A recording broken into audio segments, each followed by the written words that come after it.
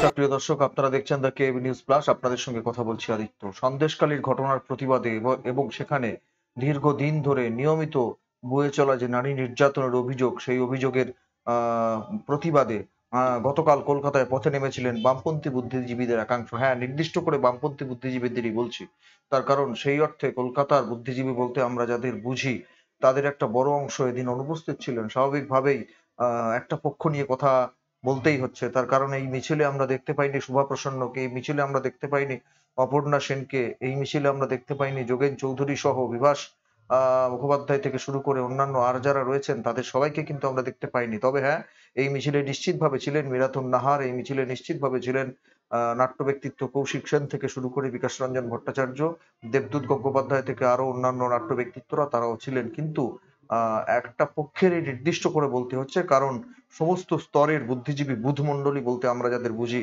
তাদের কিন্তু এদিনের মিছিলে আমরা হাঁটতে দেখলাম না। আমি প্রথমে আপনাদের শোনাবো নাট্য ব্যক্তিত্ব কৌশিক সেন তিনি কি বলেছেন, কি অবস্থান ব্যক্ত করেছেন এবং কেন এই ধরনের মঞ্চে তারা এসেছেন এবং হাঁটছেন সে নিয়ে বিস্তারিত কথা বলেছেন। আপনাদের শোনাই। পৃথিবীতে যখন যুদ্ধ চলে, সেই যুদ্ধের আঁচ আমার গায়ে এসে পড়ে, আমার বাড়িতে এসে পড়ে, প্রত্যন্ত বস্তির মধ্যে গলির মধ্যে পড়ে।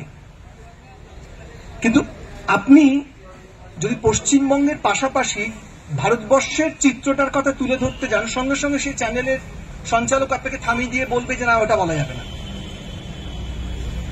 সুতরাং এই স্বাধীনতা যদি আমাদের নাগরিকদের না থাকে, তাহলে আমাদেরকে এই ধরনের কোনো মঞ্চ খুঁজে নিতে হবে যেখান থেকে আমরা কথা বলবো। তাতে যতটুকু মানুষের কাছে পৌঁছবে না পৌঁছলে আমার কিছু করার নেই।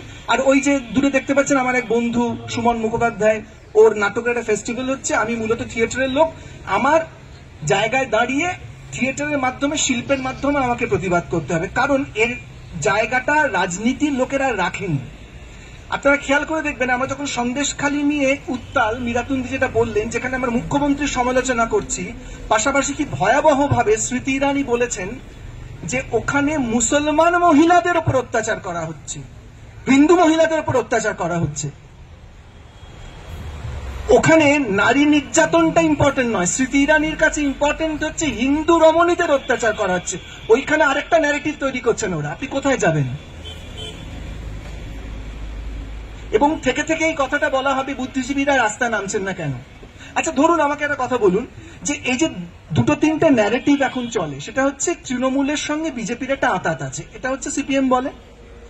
তো হয় এটা সত্যি, নয় এটা মিথ্যে। আবার তৃণমূল বলে যে বিজেপির সঙ্গে সিপিএম এর একটা লিঙ্ক আছে। এদের মধ্যেও কেউ সত্যি বলছেন, কেউ মিথ্যে বলছেন। এবার আমি যদি তর্কের খাতিরে ধরে নিই দুটো তথ্যই সত্য, অর্থাৎ লোয়ার লেভেলে, গ্রাসরুট লেভেলে সিপিএম এর সঙ্গে বিজেপির আঁতাত আছে, আবার জাতীয় স্তরে, রাজ্য স্তরে তৃণমূলের সঙ্গে বিজেপির আঁতাত আছে। তা এই পলিটিক্যাল পার্টিগুলো তাদের স্বার্থ অনুযায়ী জোট করবে, তাদের স্বার্থ অনুযায়ী দল পাল্টাবে, তাদের স্বার্থ অনুযায়ী ভোটের রাজনীতি করবে, আর প্রতিবাদটা জানাবে হচ্ছে শুধুমাত্র বুদ্ধিজীবীরা। তা আমরা যে প্রতিবাদ জানাবো, আমাদের প্রতিবাদের ফসলটা ওরা ঘরে তুলবে, সমস্ত রাজনৈতিক দলগুলো, তৃণমূল, বিজেপি, সিপিএম, কংগ্রেস। আচ্ছা আমি না মানে কমিউনিস্ট পার্টি বাড়ির ছেলে, ছোটবেলা থেকে আমি শুনেছি বড়নগর, কাশীপুর, আমাদের থিয়েটারে কত অসংখ্য নাট্যকর্মীরা কংগ্রেসের হাতে খুন হয়েছেন।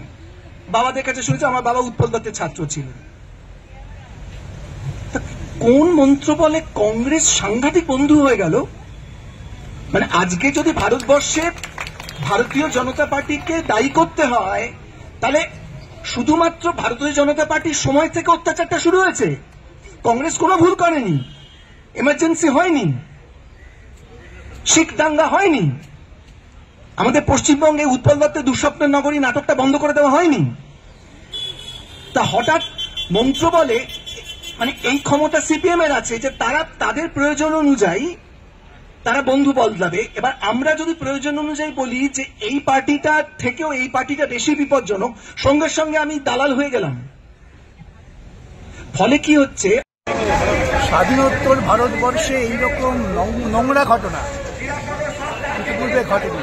আর বিশেষ করে পশ্চিমবঙ্গে যে যে পশ্চিমবঙ্গ রামমোহন, বিদ্যাসাগর, রবীন্দ্রনাথ, সেই পশ্চিমবঙ্গের মহিলাদের মধ্যযুগীয় জমিদারদের মতো রাত্রিবেলা ডেকে নিয়ে যাওয়া, তো মহিলারা যা বলছেন তাদের কথা অনুযায়ী তাদের রূপচুপ বিচার করে তারপর আটকে রাখা, এটা একটা জঘন্য মধ্যযুগীয় নারী বিরোধী চক্রান্ত, মনুবাদী সংস্কৃতির প্রতিফলন, তার বিরুদ্ধে প্রতিবাদ দিচ্ছে।